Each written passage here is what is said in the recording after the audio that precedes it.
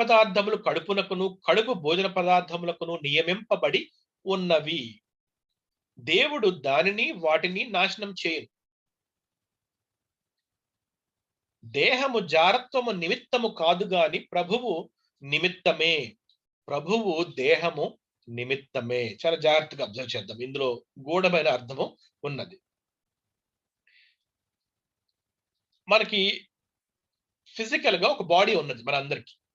ఈ బాడీ 2 పనులు ఉపయోగపడతాం మనం. ఒకటి ఏమిటి అంటే ఆహారం.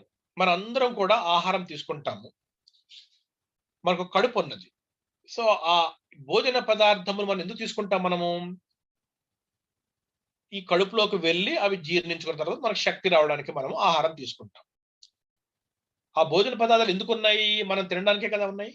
లాజికల్ గా లోకరీత్యా మాట్లాడుకుంటే ప్రపంచంలోని భోజన పదార్థాలు అన్ని కూడా తినడానికే ఉన్నాయి. లేకపోతే అవి భోజన పదార్థాలు అనరు వాటిని. మరి ఈ కడుపు ఎందుకున్నది? ఆ భోజన పదార్థాలు తీసుకోవడానికి ఉన్నది. సో ఇది లోకరీత్యా ఉన్న లాజిక్ అది. ఆ లాజిక్ ప్రకారం మీరు ఆలోచించి, ఇదిగో నా శరీరం ఉన్నది.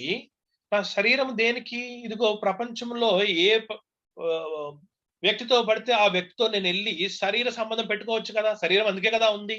అలా అనడానికి వీల్లేదు.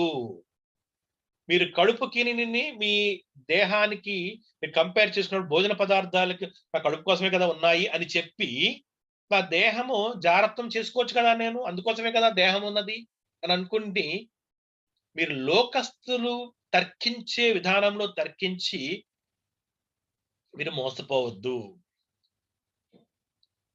భోజన పదార్థములు కడుపునకు కడుపు భోజన పదార్థములకు నియమింపబడి ఉన్నవి అంటే దానికి ఒక మీనింగ్ ఉన్నది. ఏమిటి అది?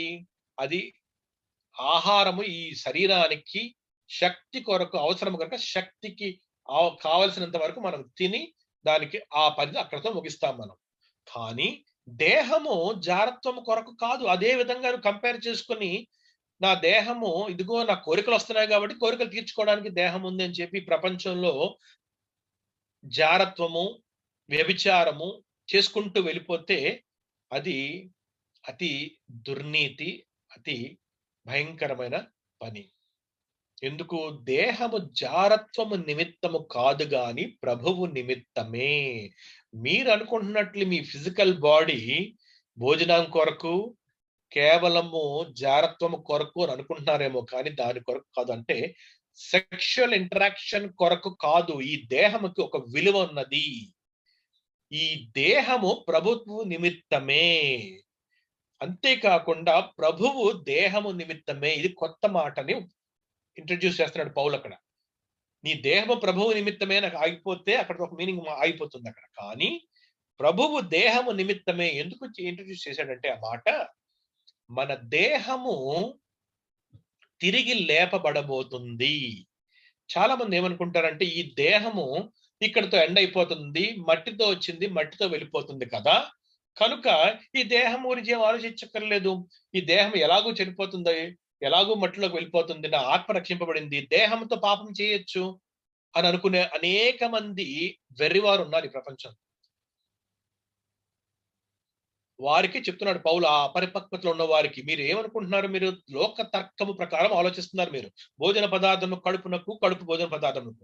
దేహం ఉందంటే దేహానికి ఏం కోరికలు వస్తే ఆ కోరికలు తీర్చేసుకోవడం. ఆ బయట ఉన్న కోరికలన్నీ నా దేహం కొరకే కదా ఉన్నాయి. ఈ తర్కంతో వాళ్ళు ఆలోచించి వాళ్ళు జాగ్రత్తలో కంటిన్యూ అవుతున్నారు అక్కడ వాళ్ళు. కొరింథీ సంఘంలో ఉన్నవారు ఎందుకు? వారు అందులోంచి వచ్చారు కానీ ఇంకా నేర్చుకునే ఆ ప్రయాణంలో పరిపక్వతలోకి రాలేదు. కొంతమంది అది మారు మనస్సే పొందలేదు. యేసుప్రభు అంతా ఇష్టపడి వచ్చారు, ఉండిపోయారు అక్కడ. కానీ ఇప్పుడు పౌలు క్లారిఫై చేస్తున్న మీ దేహము ఎంత ఇంపార్టెంట్ అంటే ఆ దేహము ప్రభువు నిమిత్తము, ప్రభువు దేహము నిమిత్తము. ఎందుకు ప్రభు దేహం నిమిత్తం అంటే నెక్స్ట్ వచనంలో చెప్తున్నాడు పౌలు అక్కడ. ఎందుకు తెలుసా? ప్రభువు దేహము నిమిత్తము మన దేహాలను తిరిగి మహిమ శరీరంలో మార్చుటకు ప్రభువు అక్కడ శిలువ మీద శ్రమ పొందారు. దేవుడు ప్రభువును లేపిన మనలను కూడా తన శక్తి వలన లేపుని. ఏమిటా లేపడం? దేహము మహిమ శరీరం పొందుకోవాలి మనం అందరం కూడా. సమాధులలో ఉన్న అనేక మంది ప్రభువు మాట విని ఆ తీర్పు దినమున తిరిగి లేతురు. ఏమిటా లేవడం అంటే? అది రిజరెక్షన్, పునరుద్ధానం గురించి మాట్లాడుతున్నాడు పౌలు అక్కడ. అది ప్రభువు దేహము నిమిత్తమే అని. దేహాన్ని లైట్ గా తీసుకుని దాని ఇష్టం వచ్చినట్టు దాన్ని బతకనివ్వండి అని చెప్పే బోధనన్నింటికి విరుద్ధంగా పౌలు చెప్పేది ఏంటంటే, దేహాన్ని చాలా జాగ్రత్తగా కాపాడుకోవాలి, both in terms of food as well as sexual immorality. ఎందుకంటే ఈ 2 పనులే కదా దేహంతో జరిగేవి. ఒకటి భోజనము, రెండవది కామాతురత.